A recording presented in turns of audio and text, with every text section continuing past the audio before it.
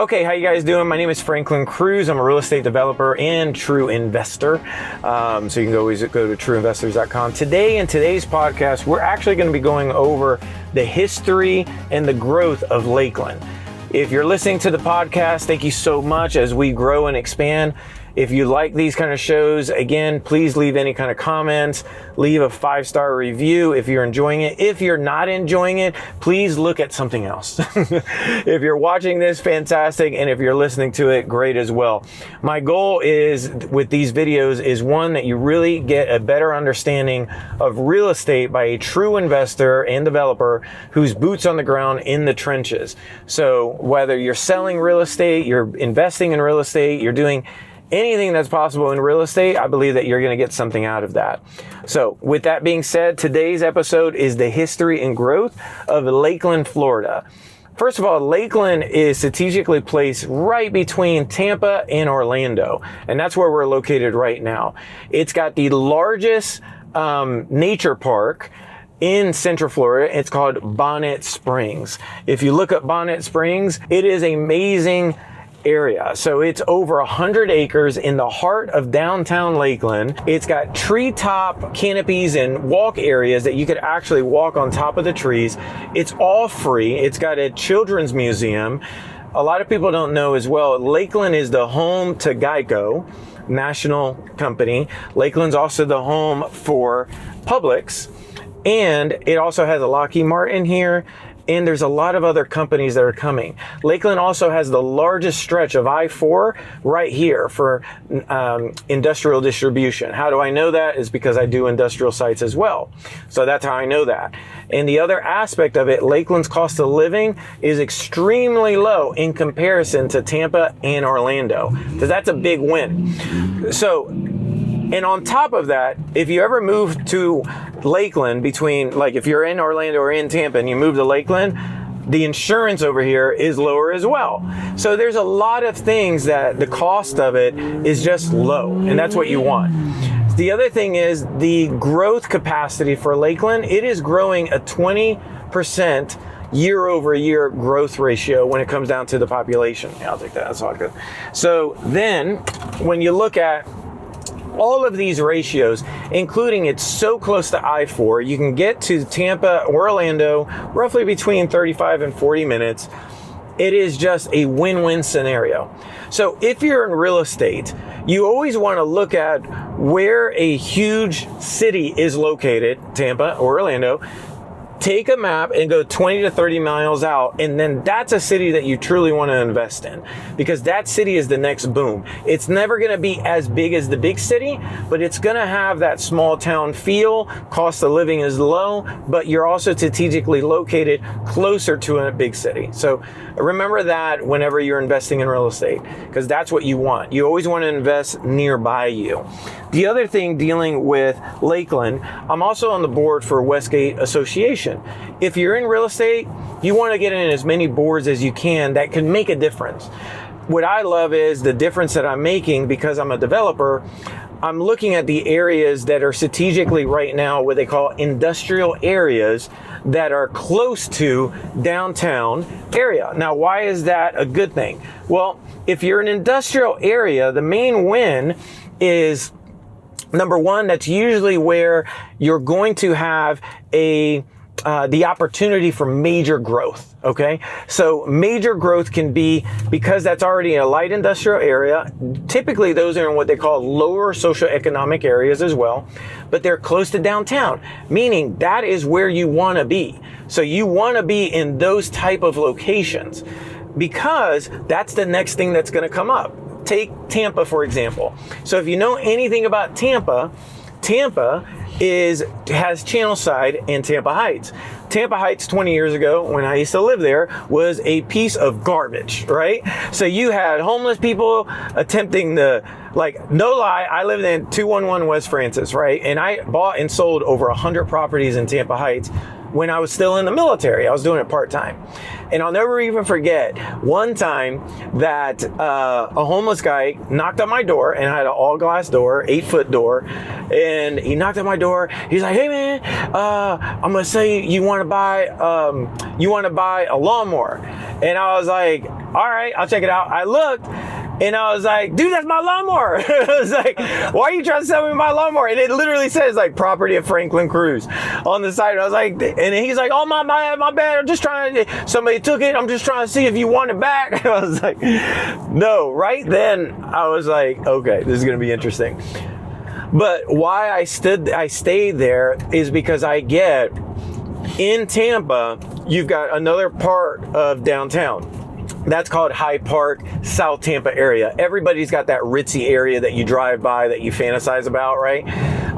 But you know you ain't gonna live there right now. So the other side of that though, with the same zip code, which was 33602, was Tampa Heights. So I knew eventually people are not going to be able to buy things in South Tampa, and they're going to have to come to Tampa Heights or Ybor City, which is 33605, and they're going to just buy these properties, rehab them super nice, and now instead of $1 million home that you got in South Tampa, you could have a bigger property, bigger land, bigger everything for $500,000. Way better deal, or even $300,000 if you get there early. But you have to be what they call early adopters, right? And so that's exact. And then Channel Side is the same thing. It was a crappy area, a lot of just like homeless, really not a nice area. But again, it was close to downtown, and that's where typically people want to be. Is they want to have convenience. People pay a premium for convenience. That's why you go through a drive-through. Convenience. Even though you know for a fact you could meal prep, you could get coffee at your house, but you'd rather have the convenience of staying in line for 10 minutes rather than making the coffee for a minute, but you don't want to do anything. You want somebody to hand you the coffee, right? And don't get it twisted. Caramel macchiato is amazing, right? But if I could make it at home, because now I'm at the age that I can't even take creamer anymore, and you'll know that when you hit over 40, you'll understand what I'm talking about. So now it's just got to be black coffee with cinnamon. So anyway, it is what it is. So Lakeland is the exact same thing. You want to get in those industrial areas. So Westgate, bringing it back, Westgate is that industrial area that's lower socioeconomic now, but not that bad. What's going to happen is in the future, and it's already happening, people are buying up properties and land, and then those properties and land are just increasing dramatically. And that's what you want, because it's not, and the other thing is it's not gentrification, because that technically is only going to help everybody. It's not, oh, we're pushing people out. No, that's not true at all. At the end of the day, people, every 10 or 20 years, you got to look at your roof and you got to redo your roof. Your property goes through massive repairs. A lot of people don't have that kind of cash, so they want to sell their property. People in America, you actually sell your property because you want to sell the property. It's not because you're forced by the government. Go to another country, different ballgame. So over in the Westgate area, for example, I've already got plans for a 96 unit development, and I've already got plans for 100,000 square foot headquarters that I want to build as well. So 14 acres. And we're buying more. And we're creating now in Westgate, which used to be an area that nobody in the city wanted to be talking about or was about. Now we're converting it to what we call an art district. So we're going to make the entire area an art district. And what does that mean? That means that's only going to increase the value of everybody around it. It's going to take probably a decade. Don't get it twisted. Real estate, when it comes to those lower socioeconomic areas, it takes a decade to 2 decades.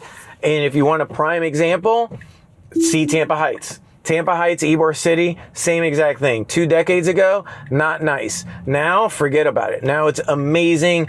People are like, dude, how do I get over there? How do I buy? What's going on? And now it's totally transforming. Lakeland in that area of Westgate is the exact same thing. And Lakeland in itself, I've been here for over 10 years, has already transformed dramatically, and it's continuing to do so just because the cost to live here is dramatically lower compared to other locations. And remember, in the state of Florida, there's no sales tax. There's sales tax. There's no state tax. So the cost of living, your money goes just a lot more further when you're here. So those are major things to look at. Okay, so this is kind of an add-on to when we were talking about downtown Lakeland in general, and how Lakeland is growing in Central Florida. Or remember, Lakeland's between Tampa and Orlando. So right now we're in downtown Lakeland. So downtown Lakeland, this is it. It's one big strip. Every Saturday morning, they have what they call the farmer's market. So if you come over here, you're gonna see all this. From here all the way down is the farmer's market. They have this every single Saturday, and it's amazing. So they sell items. This is a great restaurant right here that they have right here. They have little shops. What I love, actually, one of my favorite little stores here is this one lady. She sells syrup, but it's natural maple, but she puts alcohol inside of it, and so it has bourbon in one, and then it also has other alcohol as well inside of it. So you're seeing different types of little shops, wood shops. These are like little cool areas and little cool stuff that you typically don't see as well. Excuse me. So one of the best places in Lakeland, if you've never been here and you go to downtown, Palace Pizza is the place to go. That is amazing. The other place too, if you like fancy drinking or wine, the Revival is behind you. Amazing store. You want great ice cream? They've got this cake place that they make these fancy cakes. They got great ice cream. I don't even know the name of it, but it's really good. Palace Pizza. I was born in New York City, so if you like New York style pizza and Italian food, Palace Pizza is a place to go as well. It's amazing. Look right over here, Palace Pizza. You've got all these little stores, these side shops. 1961 restaurant. If you've never been to 1961, that is the fancy place to go as well. If you're listening to this, you could always Google it. You'll find what I'm talking about. Really great stuff. You've got a lot of small businesses that are here. That it's a beautiful little area. So you get to meet your neighbors, you get to meet people inside the community, you get to see exactly what everybody's doing. And it's really just a beautiful kind of that hometown feel that you see. Harry's is a great seafood restaurant that's here. You've got a great Spanish restaurant. The Bodega Market is really fantastic as well. You've got the Terrace Hotel, which is actually the oldest hotel in Lakeland. It's a historical hotel, just recently bought out by the Hilton. Very nice, very historical. It's actually right behind us. Thank you. So then you've got, that's the Terrace Hotel right there. When I was going through a situation, I actually lived over there for about 3 months. Long story, we'll get into that later. So if you see here again, this is all the farmer's market. So if you don't see this, if you're listening to it, again, this goes out to probably about a half a mile all the way down. And so if you go all the way through, you'll see it. This is this Chrysler, or this Christ Company building. This actually used to be where the Children's Museum used to be located, and they moved to Bonnet Springs. I actually put a bid in to purchase this building. And I didn't win the bid, obviously. But this building to me is super cool. It's a very historical building. You'll see right over here. Then you've got a brick building right next to it. This brick building is actually one of the very few residents in downtown Lakeland. So actually a homeowner they own the building, they live on the top, and they have an office on the bottom. I actually put in a bid to buy that building, and she reneged on me. She didn't want to sell it.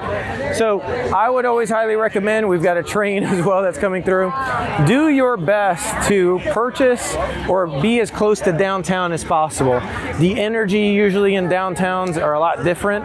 They're not, it's not boring. You feel like there's action, there's something going on.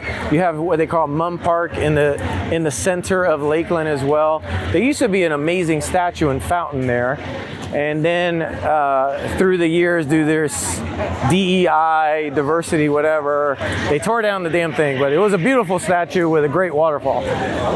Then you've got, again, all these little shops, all these little cooks, all these little restaurants. I would always recommend find in your area, find in your community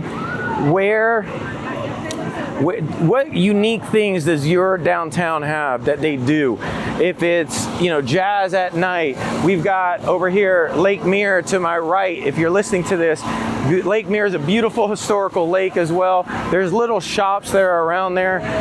Very beautiful. I mean, remember, a downtown in a city is represented by people, and a majority of them have small businesses, and that's what you're wanting to see, because at the end of the day, if you're a real estate developer or an investor, you're dealing with everyday people, everyday sellers, everyday individuals that have small businesses. If you can support them, I don't mean give them just money like a donation, but if you could support them. Meaning, like, if you need a t-shirt, like, I actually get all of our company shirts locally, and then we actually get them imprinted locally. So I do my best to support your community in items that you need, and then see if you can get it locally with quality. Now, if they have no quality, that's a different ballgame. They need to get better, right? So that's just my recommendation. They've got great coffee here. Bread is amazing here as well. She's got pastries, which is fantastic. You have these layers. This is like, if you look at this is a cake with like 30 different layers to the cake. Like, if you're listening to this, I feel bad because what I'm saying is delicious. Then you've got your Italian, you've got leather makers, you've got this lady that creates glass and wood. Oh, what's up? So all of this, again, if you're listening to this and you can't see it, I'm walking through downtown, a downtown area. It's called the Farmer's Mark. Again, in true developer fashion, I have my boots on my jeans, because you never know when we're going to step into a piece of land. David, the camera guy, is wearing his flippy floppies. Honey. This is not the honey place I'm talking about. This guy actually sharpens knives over here. I need to get my knife sharpened by him. Honey's amazing over here. Olive oil, but a lot of these own the farms, and they come over here and they sell directly from their farm. So you're getting it directly, like, again, over here, this produce, this is directly from a farm. How cool is that? All right. 2%. 2%? Great. So about Lakeland again, be involved. Lakeland is expanding, but even if you're not in Lakeland and you're in a different location, do your absolute best to be involved in your community. Wake up a little bit earlier. Get some café con leche. If you don't like that, that's fine. Then get whatever. Get coffee. Get something in your community. Be a part of your community and be an asset to your community rather than somebody who's not an asset to your community. Lakeland has also, now we have what they call the Lakeland International Airport. So the Lakeland International Airport used to be just a post office hub. Then Amazon came in, and now Amazon is that's actually Amazon's main hub for distribution, because again, Lakeland's centrally located. So now they changed it, and now we actually have an airport, and they call it Lakeland International Airport. It's a small airport. You can come in and out. It's no like crazy TSA, whatever. But you can go to Connecticut. You can go to Boston now. You can go to Puerto Rico now. And all of these are like cheap flights too. So they're discounted flights. They're like less than $200. But it's literally in Lakeland. So now you don't have to go to Orlando International. Now you don't have to go to Tampa International. You can just go out of Lakeland, and it's expanding. So to me, if you're in real estate or if you're a seller, first of all, you want to be in those strategic areas that have massive growth. The other thing too is Lakeland's growing 20% year over year right now. And for the last 5 years, to what I have read, correct me if I'm wrong, it is the fastest growing county, Polk County, in the entire country. That is all positives. Now, are the rents that high? No, actually the rents have kind of stayed stagnant, which is not great for investors, but it's great for people living here. So these are aspects that, for me, the history of Lakeland and the growth of Lakeland is huge. All you have to do is, if you take off the name Lakeland, and again, if you think about it from the pretense of saying major city here, 20 miles out in a circular radius, whatever is in that kind of location, that's where I want to be, right?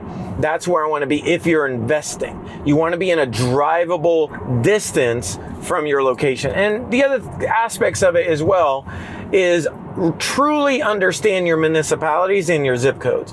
Truly understand, like, what municipality is this? Okay, this is the city of Lakeland.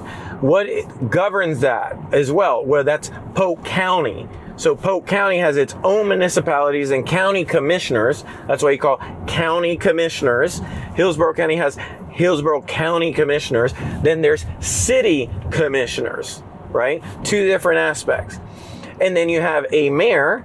May have a city mayor, and then you may have a county mayor, right? Every municipality is different. So do your research and really keep your pulse on what's going on with you locally, because that is only going to benefit if you're a part of creating your community. Because to me, a true investor is actually someone who can go in a community, truly make a difference, if that is rehabbing properties, helping sellers. At the end of the day, our goal is always to help sellers. And from that, other bigger opportunities always arise. But you want to make sure that you're actually doing good business. So if you're interested in more of these kind of podcasts, again, and YouTube as well, please like, share on the very bottom. Hopefully you got something out of this. My name is Franklin Cruz from True Investors, and we're going to be giving you these kind of in the trenches podcasts and shows and just education as often as we possibly can. So truly appreciate you. We'll get better through time. Talk to you guys soon. Bye.